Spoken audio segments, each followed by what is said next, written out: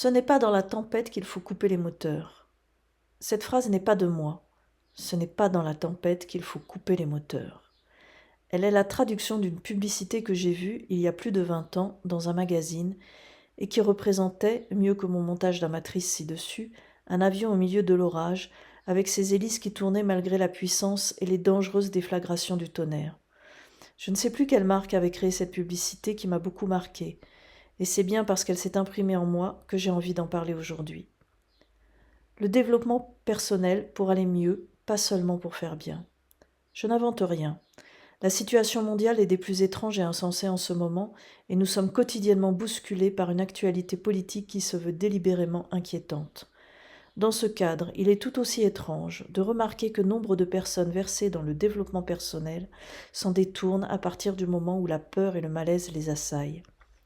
Lorsque nous pensons que tout va mal, nous devenons des escargots lovés dans leurs coquilles, qui ne souhaitent plus savoir ce qui se passe à l'extérieur et qui n'ont plus la volonté de chercher à comprendre. Nos cœurs deviennent secs et nos âmes individualistes. Glups. Excite le développement personnel, la remise en question. Des sujets tels que le langage des oiseaux deviennent secondaires à consulter et à connaître.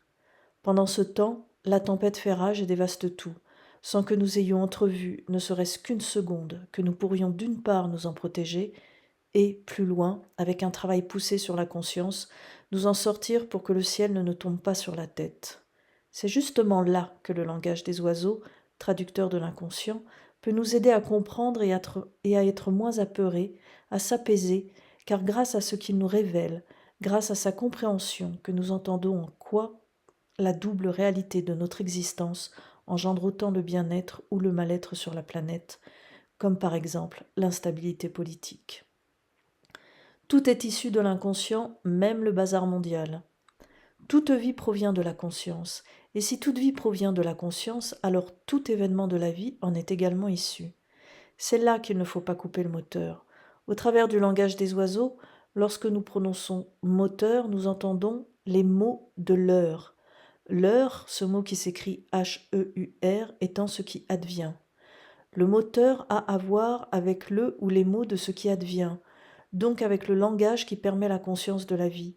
Ce mot nous parle aussi d'amour avec son M initial, d'amour dans le féminin du créé avec le O en tant que trinité ou terrestre T dans l'expression de la réalité unifiée, syllabe E-U-R.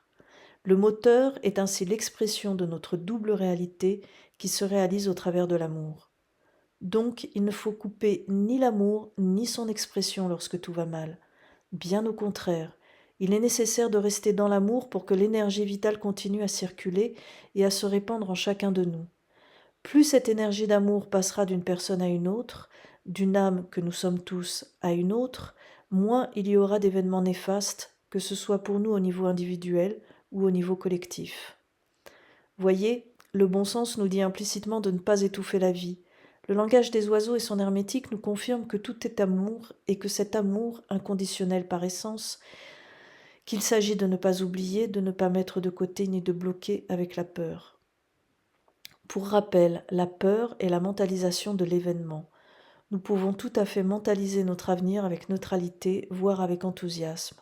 Ceci dépend entièrement de nous et il nous est possible, même si ce n'est pas toujours facile, de considérer notre avenir inconnu autrement que comme une catastrophe annoncée. Ce n'est pas dans la tempête qu'il faut couper les moteurs. Je le répète et j'essaie de m'y tenir au mieux.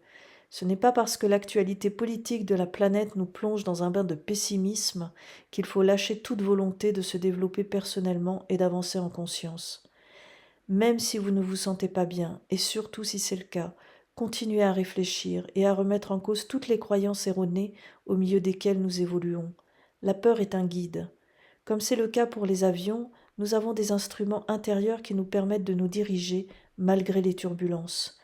Restons dans la confiance de nous-mêmes et continuons à faire évoluer notre conscience avec l'intime conviction, la foi, que l'humanité a la capacité de revenir au bon sens, à l'amour et à la bienveillance.